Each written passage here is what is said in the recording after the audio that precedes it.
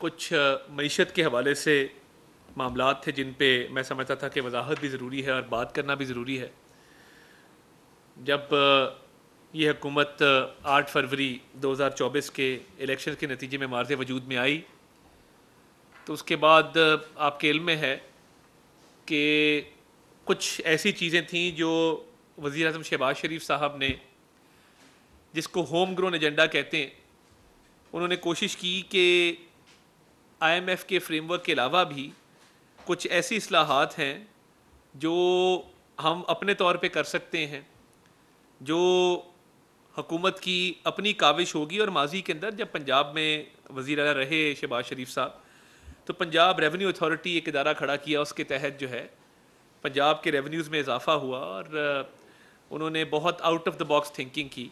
तो इस दफ़ा जो तरजीहात थी हुकूमत की, उनमें ये शामिल था कि नई इस्लाहात जो हैं वो मुतारिफ़ कराई जाएँ और कोशिश की जाए कि अपने ताईं जो हुकूमत मामलात कर सकती है वो ज़रूर करे। उसके अंदर मैं समझता हूँ कि बहुत बड़ा कदम था जो हुकूमती अखराजात को कम करने की एक काविश थी, और शहबाज शरीफ साहब ने अमली तौर पे इसको करके दिखाया, जिसके अंदर आपने देखा कि सिर्फ बातों की हद तक नहीं, मगर एक बहुत बड़ा महकमा PWD, जिसको पब्लिक वर्क्स डिपार्टमेंट कहते हैं, पाक PWD, उसकी तहलील जो है उस पर अमल दरामद शुरू हुआ।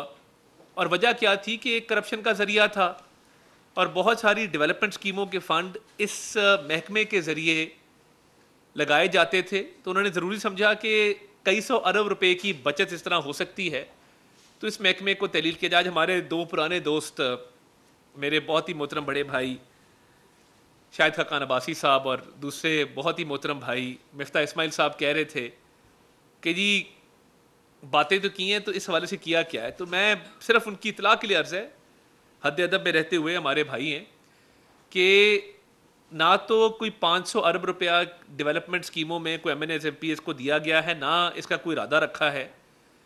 यानी 1500 अरब रुपए का टोटल आपका PSDP जो पब्लिक सेक्टर डेवलपमेंट प्रोग्राम है, बहुत ही मिस इन्फॉर्म्ड है, शायद किताब ठीक नहीं पढ़ी दोनों साहिबान ने। और ये कहना कि जी ये सारा वेस्ट होता है, करप्शन में जाता है। MNS बहुत ऑनरेबल लोग हैं, मेजॉरिटी उनकी।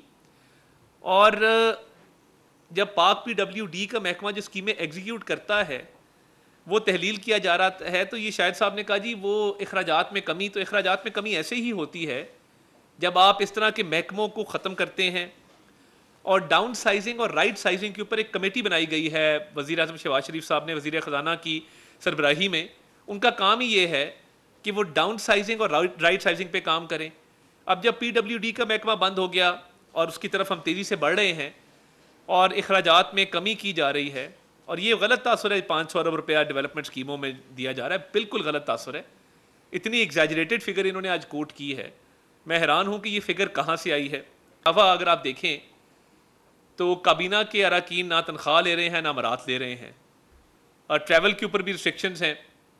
और वज़ीर आज़म साहब ने ना सिर्फ काबीना के अरकान बल्कि वज़ीर आज़म ने ख़ुद कभी बतौर वज़ीर आज़म ना तनख्वाह ली है ना वो मरात लेते हैं, और ये शुरू से उनकी आदत है।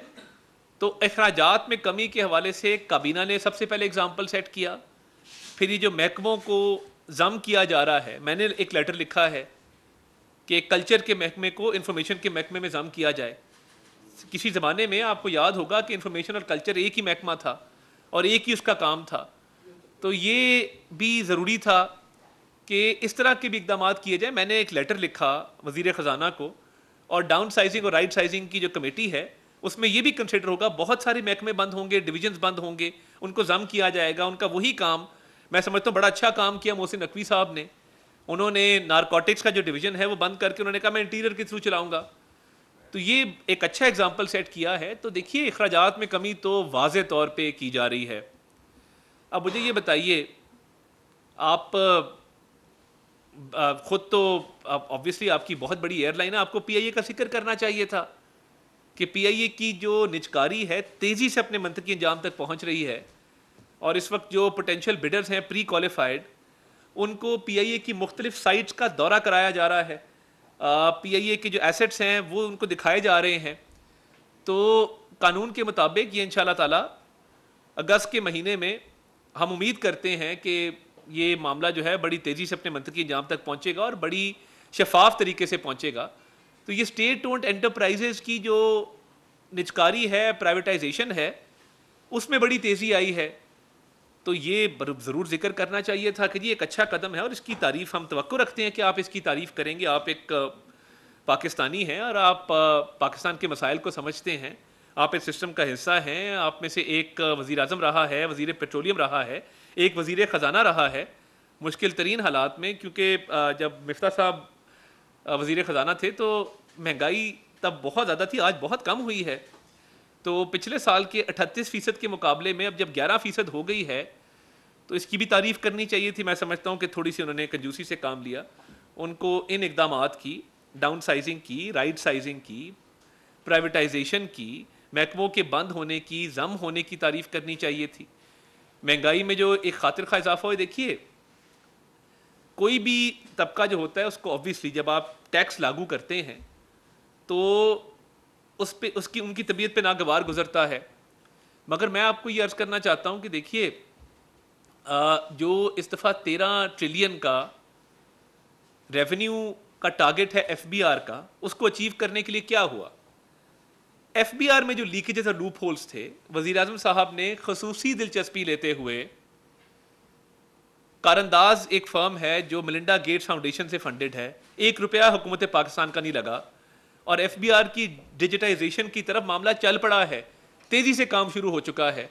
और मैकेंजी कॉरपोरेशन जो दुनिया की टॉप कंसल्टेंसी फर्म है, वो फेडरल बोर्ड ऑफ रेवेन्यू की इस वक्त डिजिटाइजेशन कर रही है, उस पर काम कर रही है। तो ये भी एक मेजर है जो मैं समझता हूँ कि आपको आज तारीफ़ करनी चाहिए थी कि देखें कि बगैर हुकूमत के कोई पैसा लगाए मिलिंडा गेट्स फाउंडेशन के थ्रू एक वज़ीर आज़म ने अपना माइंड अप्लाई किया और समझा कि कई सौ अरब रुपए बचाए जा सकते हैं।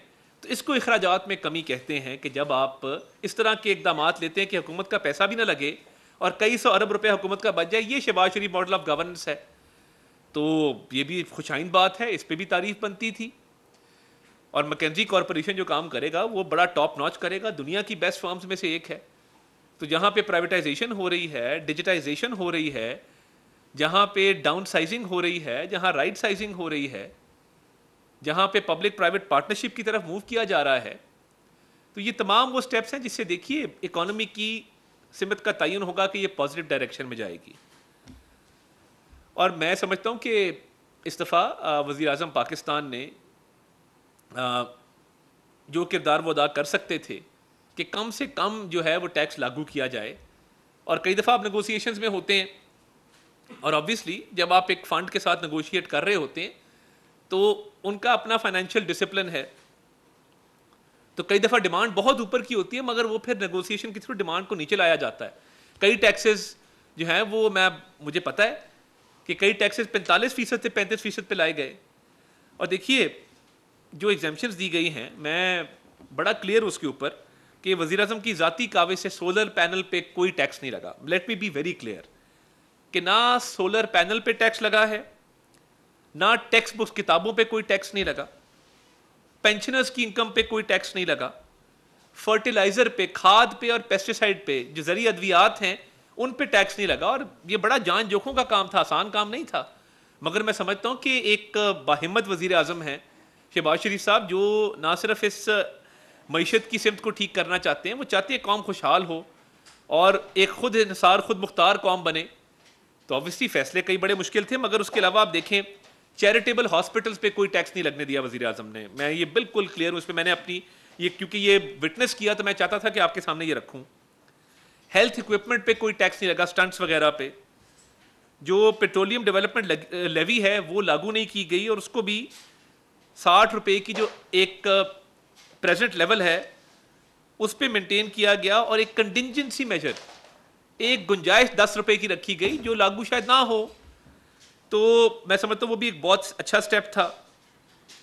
अब देखिए जहाँ पे ये सारी एग्जाम्पशंस जो हैं वो ली गई हैं कि इन तमाम शोबाजात पे, तमाम अशिया पे टैक्स ना लगे, तो इसके लिए बड़ी टफ नेगोशिएशंस भी करनी पड़ी, बड़ी ज़ाती दिलचस्पी भी लेनी पड़ी।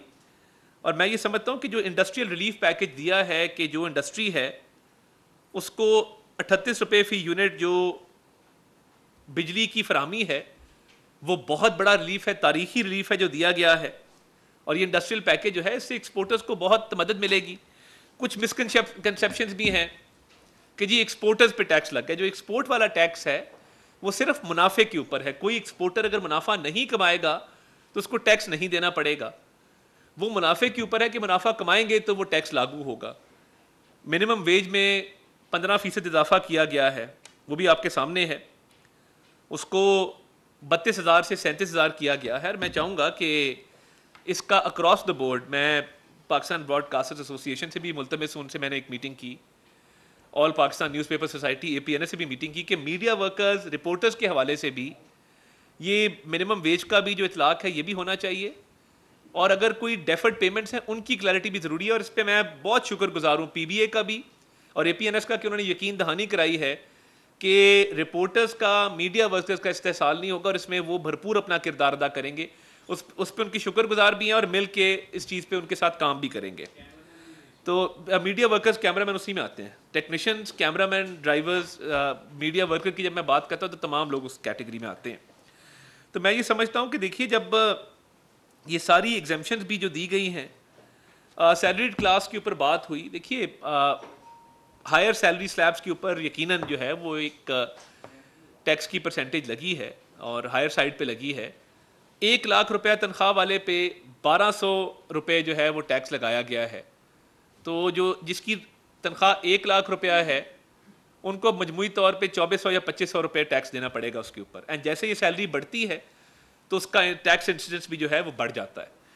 तो मैं ये समझता हूँ कि जहाँ पे हुकूमत डाउन साइजिंग भी कर रही है, राइट साइजिंग कर रही है, प्राइवेटाइजेशन कर रही है, डिजिटाइजेशन कर रही है, ये तमाम वो स्टेप्स हैं जो लिए जा रहे हैं जिस पे वज़ीर आज़म का एक विजन है, एक एम है कि इस मुल्क की इकॉनमी को ठीक करना। देखिए ये PDM के दौर में डिफ़ॉल्ट से बचा के मुल्क को इस नहज पे लाना और इस लेवल पे लेके आना कि जहाँ पे तजारती खसारा कम हुआ है, जो ज़र मुबादला के ज़खायर थे जो पहले कभी 15 दिन के होते थे इमरान खान के दौर में, वो अब 2 महीने के ज़खायर आपके पास हैं, वो $9 अरब से तजावुज़ कर गए हैं।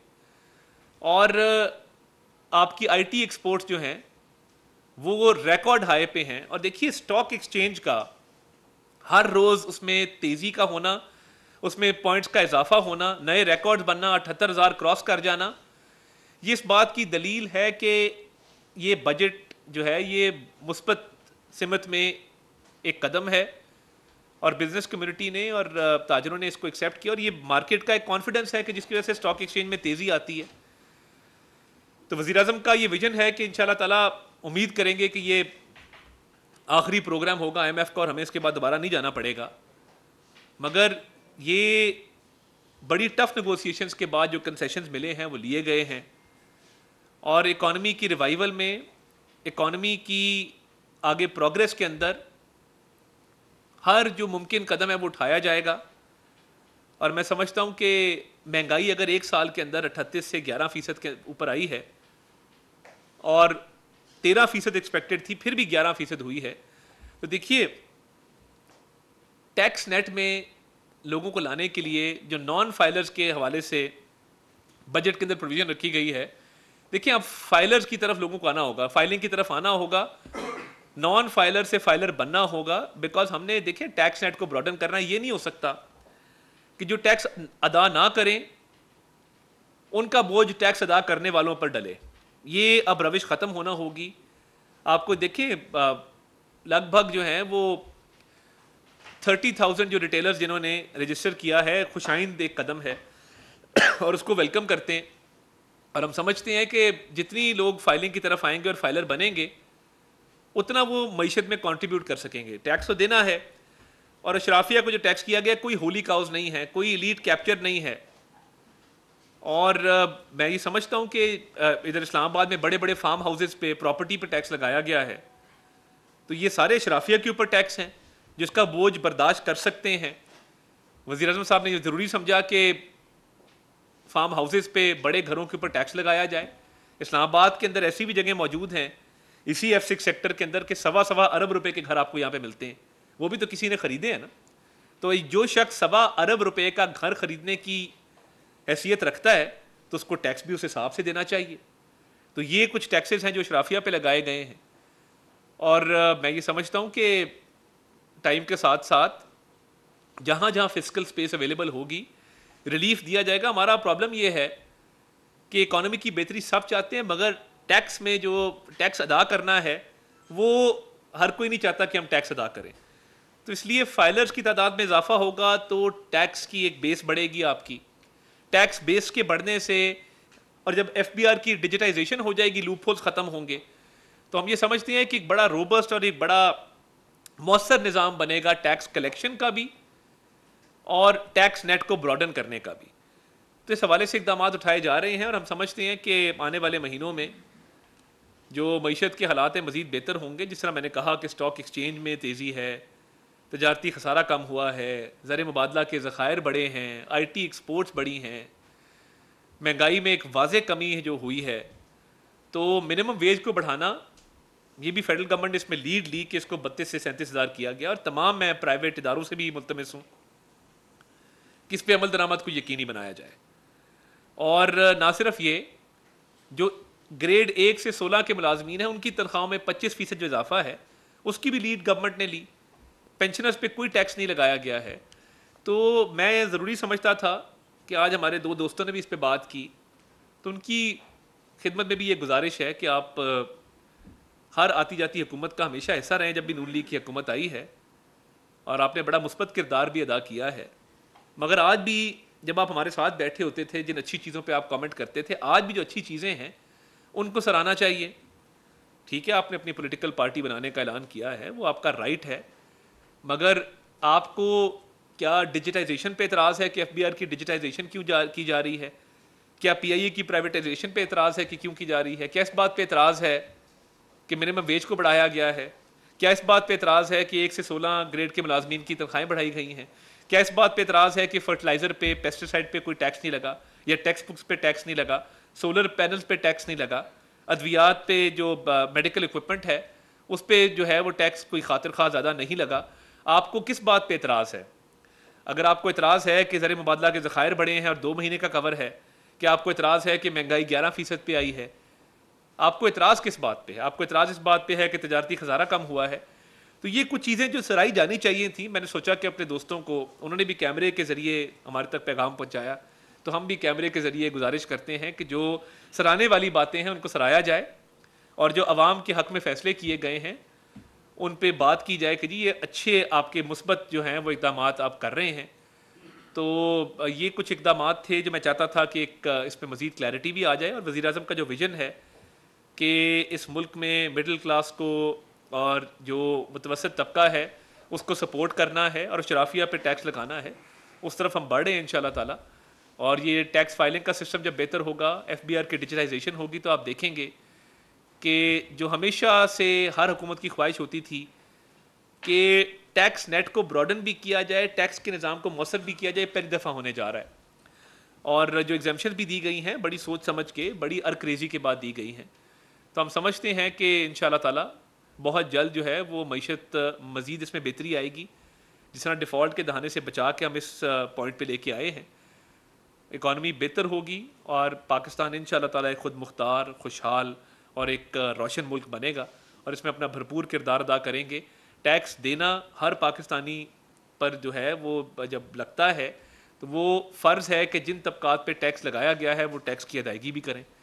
तो इसके लिए एक मौसर निज़ाम जो है वज़ा किया गया है, और कोशिश की गई है कि शराफिया पे ज़्यादा टैक्स लगे और गरीब आदमी पे कम लगे। जिस तरह मैंने कहा कि 1 लाख तनख्वाह वाले पे 2500 रुपये टैक्स है, जब तनख्वाह 10 लाख से तजावज़ करती है उस पर टैक्स ज़्यादा है। इस बात को तस्लीम करना चाहिए। ये नहीं हुआ कि 20,000, 40,000, 50,000 तनख्वाह वाले पे टैक्स लगे। जिस तरह मिनिमम वेज की मैंने बात की, हुकूमत का काम था कि मिनिमम वेज को बढ़ा के 37,000 किया है, तो उस पर इंशाल्लाह ताला अमल दरामद में भी अपना किरदार अदा करेंगे। अच्छा रियाज खान सुनो न्यूज़ से आपने एक तो बताया कि वज़ीर आज़म और काबीना जो है वो तनख्वाह बरात नहीं ले रहे, तो एक तो उसका बता दें कि उसका क्या अब तक जो है असरात क्या हुए, कितनी जो है रकम की बचत हुई है।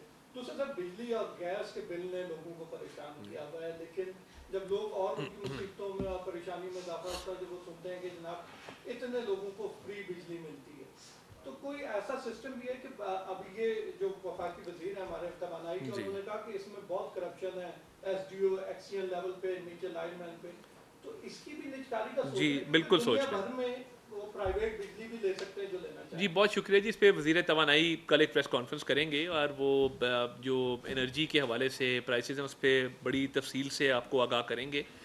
मगर ये बिल्कुल आपकी बात ठीक है, जो डिस्ट्रीब्यूशन कंपनीज़ हैं उसमें इंतहा की करप्शन हुआ करती थी और अभी भी जो है वो उसमें खातिर खा कमी हुई है, मगर उसको प्राइवेटाइज़ करने के हवाले से प्रपोज़ल आ चुका है।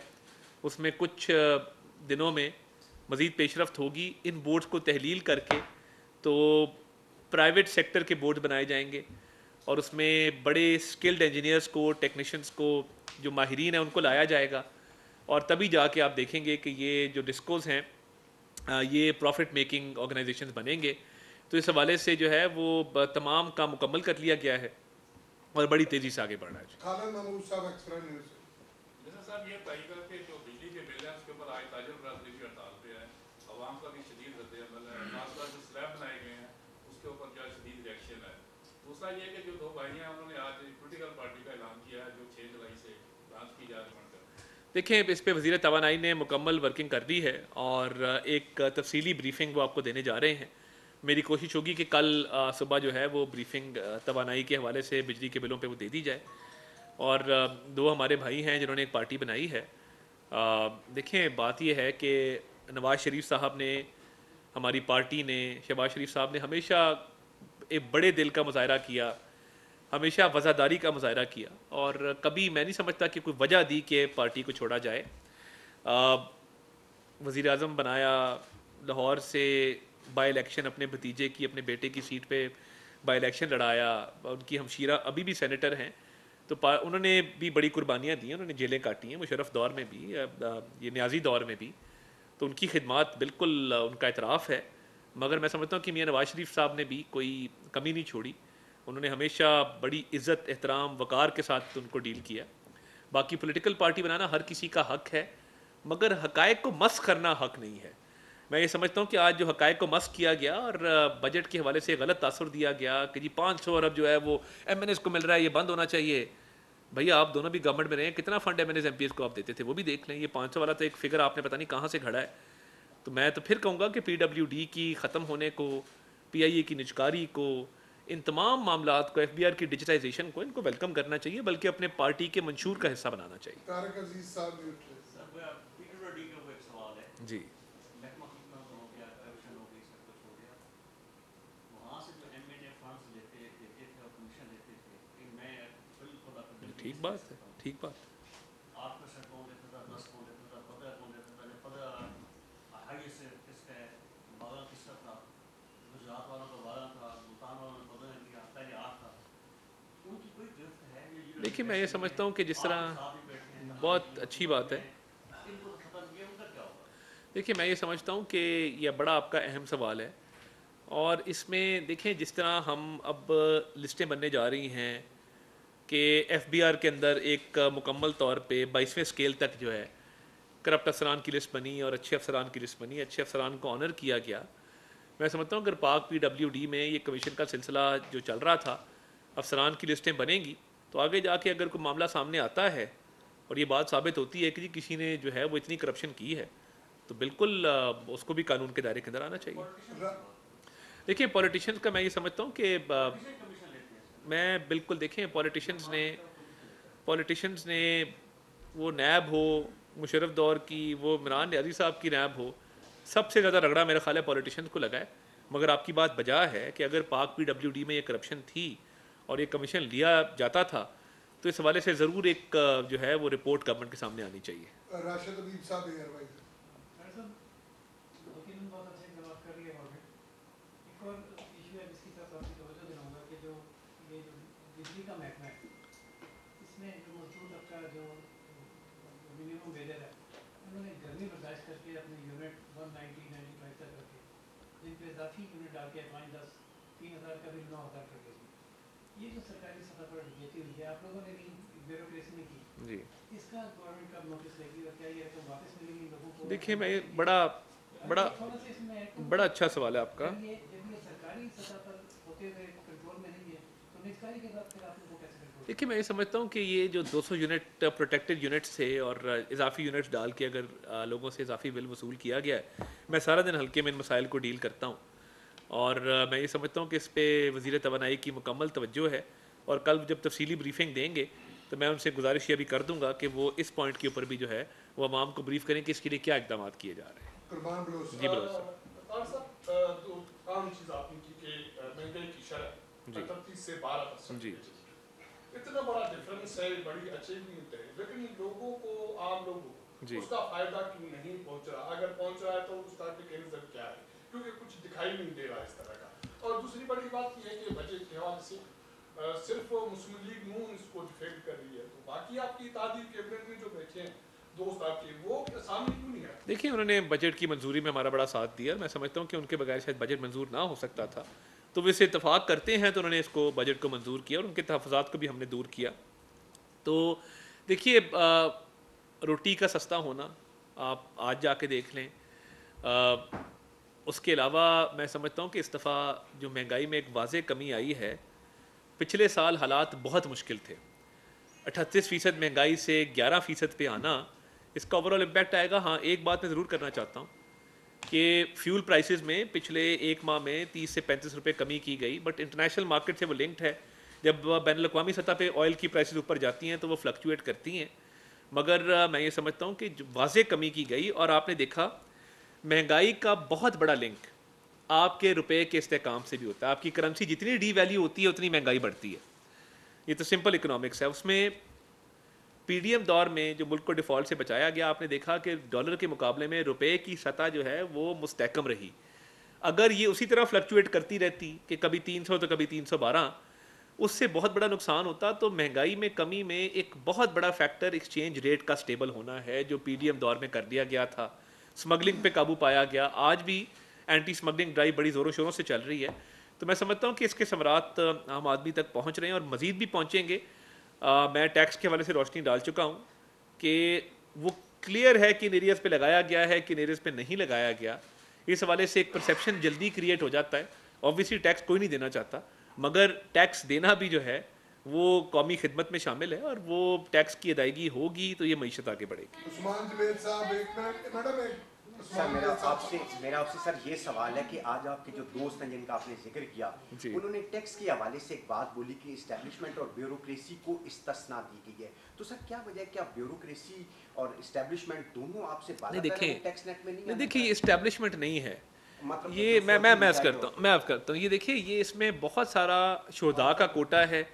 आपको पता है कि पाक फ़ौज जो अपने शुहदा हैं उनकी वेलफेयर के लिए बहुत काम करती है, घर बनाती है, फ्लैट्स बनाती है, उनके पेरेंट्स को, बेवाओं को, बच्चों को वो लुक आफ्टर करते हैं। तो उस हद तक इस्तिस्ना दिया गया। और देखिए मैं आपको बताऊं, जो ब्यूरोक्रेसी है, आप इस वक्त अगर दुनिया में कंपेयर करें हमारे 22वें स्केल के अफसर की तनख्वाह और दुनिया में तनख्वाह या जो प्रोफेशनल्स आते हैं गवर्नमेंट के अंदर, बड़ा फ़र्क है। तो एक ब्यूरोक्रेट जो 22वें स्केल में रिटायर होता है पूरी उम्र के बाद, 35 साल की सर्विस के बाद, एक प्लॉट उसकी पूरी ज़िंदगी की कुल कमाई होती है जो ऑनेस्ट ब्यूरोक्रेट है। तो मैं ये समझता हूँ कि अगर शुहदा के हवाले से या कुछ ब्यूरोक्रेट जो पूरी उम्र पाकिस्तान को देते हैं और वो एक प्लॉट एंड पे हासिल करते हैं, तो मैं समझता हूँ कि ये एक मैं इसको मुनासिब कदम समझता हूँ। और वक्त आने पे अगर कुछ शिफ्टिंग किसी वक्त की जाएगी तो इसमें डिफ्रेंसीशन ज़रूर आनी चाहिए, मगर शुहदा के हवाले से और रिटायर्ड ब्यूरोक्रेट्स के हवाले से मैं नहीं समझता कि कोई मज़ीद ड्यूटी या टैक्स लागू होना चाहिए। जी बहन मेरी, आप बताएं, खातून को मौका नहीं मिला अभी तक। जी देखिए मैं बड़े अदब के साथ, और हमारे बुज़ुर्ग हैं मौलाना फजलुर रहमान साहब, हम उनकी बड़ी इज़्ज़त कदर, दोनों की बड़ी इज़्ज़त कदर करते हैं, NP की भी और JUIF की भी।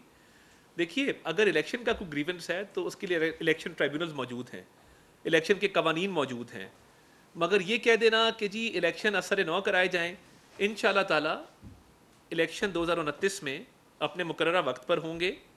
और मौलाना साहब को भी, AMP को भी मैं कहता हूँ, दोनों की हम बेहद इज़्ज़त करते हैं कि अब जो सियासत के अंदर आगे वे फॉरवर्ड है मुज़ाकरात के ज़रिए है, पार्लियामान के ज़रिए है। आएँ बैठें, बातचीत करें, मुल्की मामलात पे, मईशत के ऊपर, तमाम मामलात के ऊपर बातचीत करें और बातचीत के ज़रिए इस मुल्क को आगे लेकर चलें। इस वक्त जो है मुल्क में आम इंतखाबात की ना गुंजाइश है ना इसका कोई जवाब है। शाम साहब पब्लिक से आपने किफायत शारी का जिक्र जी। किया, अखराजात कम करने की 70 सालों से हम सुन रहे हैं, ये वो चीज़ें हैं जो टिप ऑफ द आइसबर्ग हैं। असल में जो मईशत का मसला है वो वसाइल की गैर मुनसिफाना तकसीम है। आपकी 80% मईशत पे 22 से 24 खानदान काबिज हैं, और इसके बावजूद जो मेहनत कश तबका उसने मालिसा 2023-24 में 200 गुना ज़्यादा जो है वो टैक्स दिया है इशराकिया से। सर जो सिस्टमेटिक चेंजेस हैं इकॉनमी के अंदर वो भी करने चाहिए। देखिए मैं आपको बताऊं किफ़ायत शारी के ऊपर वज़ीर-ए-आज़म साहब मुकम्मल तौर पे कारबंद हैं, और हमारे बहुत से लोग शिकायत करते हैं जी कि अब हमारी टिकटों की भी उन्होंने वो कर दी है मियाद कि जी इतनी टिकटें होंगी और इकॉनमी क्लास में ट्रैवल होगा और फ़लाँ तनख्वाह नहीं लेंगे, फ़लाँ नहीं करेंगे। उनकी हमेशा से ये पॉलिसी रही है, और किफ़ायत शारी से मैं समझता हूँ कि बड़ा एक अच्छा मैसेज भी जाता है, बड़ा फ़र्क भी पड़ता है और मज़ीद भी पड़ेगा। दूसरा सवाल आपका क्या था इसके साथ जुड़ा हुआ? हाँ देखिए मैं ये समझता हूँ, देखिए मिनिमम वेज के बढ़ने से और अशराफिया के ऊपर टैक्स शिफ्ट होने से बड़ा फ़र्क पड़ा है। देखिए मैं अब ये खुद नुमाई की बात नहीं है, ये जो पैकेट वाले दूध हैं इस पर टैक्स लगा है। वज़ीर-ए-आज़म साहब के साहबजादे की भी एक कंपनी है, तो ये नहीं देखा गया कि टैक्स किस पे लग रहा है, और अगर एग्जाम्शन देनी होती या कोई नीयत होती ऐसी कि जी किसी ज़ाती फ़ायदा लेना है, ज़ाती फ़ायदा नहीं लिया गया। अनहार पे भी उतना टैक्स लगा है जितना बाकियों पे लगा है। तो मैं समझता हूँ कि ये देखें ये एक सोच है, एक नीयत है कि टैक्स देना है तो सब ने देना है, और टैक्स देना है तो कारोबारी तबके पे टैक्स लगा करते हैं, पूरी दुनिया के अंदर लोग टैक्स देते हैं, तो हमारे मुल्क को तो ज़्यादा ज़रूरत है।